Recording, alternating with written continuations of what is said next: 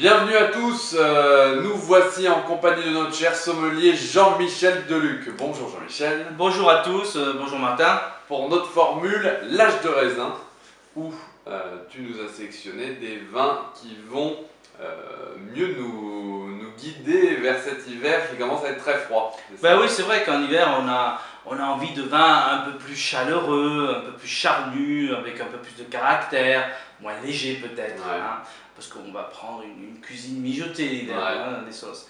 Alors le premier vin que j'ai choisi, c'est un petit coup de cœur aussi, mais tous mes vins sont des coups de cœur, tu vas me tenir.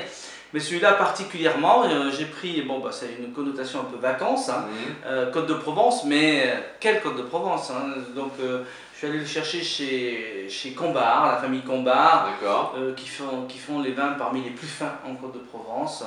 Alain Combard est quelqu'un qui a travaillé dans le Chablisien, donc il sait ce que c'est que la finesse. Okay. Et donc il a appliqué un petit peu ces règles-là au vin de Provence, sur différentes couleurs, et il a une cuvée de rouge, la cuvée François, qui est un de ses enfants. Donc chaque cuvée porte un nom d'enfant.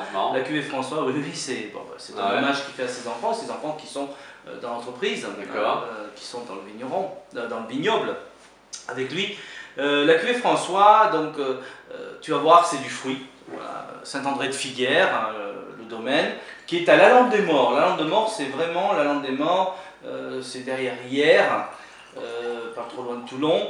C'est vraiment le terroir le plus fin, le plus caillouteux, pas très loin de la mer, donc il y a toujours de la finesse et de l'équilibre. C'est vraiment pour moi le meilleur terroir de Provence. Il y a d'autres terroirs qui sont pas mal, mais la Lande des Morts, il y a quand même une finesse. Donc lui, il est là.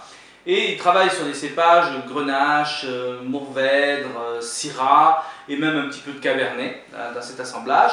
Donc on va retrouver plusieurs caractères. Donc déjà tu vois, il y a une belle couleur, hein, assez soutenue. C'est un vin qui de 2010, donc il est encore sur des notes un petit peu pourpre de jeunesse, hein, brillant, limpide, une matière concentration moyenne. Hein, c'est des vins qui parce qu'il y a la proximité de la mer, on n'est pas écrasé par l'alcool. On a des vins qui font 13, qui sont quand même plus sur l'équilibre. Au nez, voilà, hein, du fruit. Ouais. Alors le fruit, c'est surtout le grenache, hein, le cépage grenache qui va apporter ce côté un petit peu fruité. Plus pointu par le côté syrah, peut-être aussi, ce côté réglisse, violette, hein, qui donne beaucoup de finesse.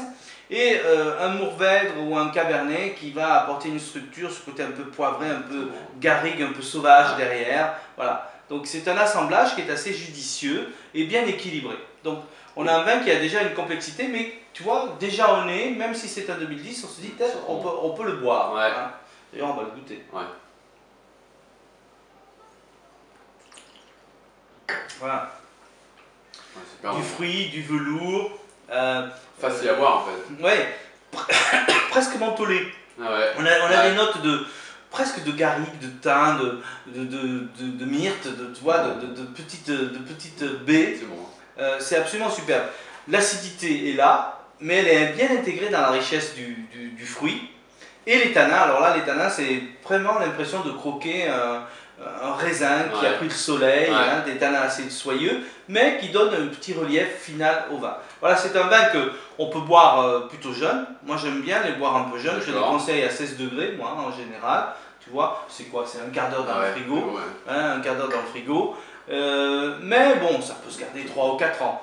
Mais je trouve que dans sa jeunesse, aujourd'hui, avec des viandes un peu caramélisées, tu fais des travers de porc par exemple, même tout ce qui est un petit peu tomaté, hein, tu vois, en daube provençale, où on met de la tomate, des estouffades, de l'agneau avec une sauce légèrement tomatée, du poulet basquaise, tomate, oignon, etc. Ça serait parfait. Et donc c'est un vin qu'on va pouvoir boire en hiver comme ça, là, tel qu'on le boit un tout petit peu frais, mais aussi en été, non? Oui, en été aussi, il aura son caractère sur les barbecues, sur les grillades, il sera absolument parfait. Alors d'ici l'été prochain par exemple, il va s'assouplir un petit peu sur les tanins et il sera un peu plus rond.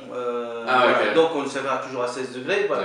Mais moi ce que j'aime bien c'est ce côté un peu croquant, ce côté qui donne du caractère au vin. Voilà, ça c'est des vins que j'aime bien à l'hiver, sur une viande un petit peu persillée, un peu grasse. Par exemple, même ne serait-ce que des côtes d'agneau grillées. Et c'est un vin un peu pote, non?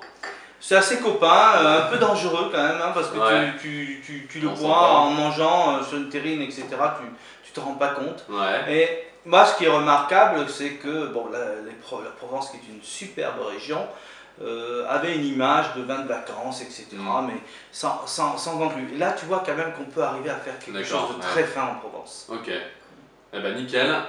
Comme d'habitude, c'est un vrai délice. J'espère que ça vous plaira. Donc c'est dans la formule de novembre qui va pas tarder à arriver chez vous. Merci à tous. Merci, à bientôt.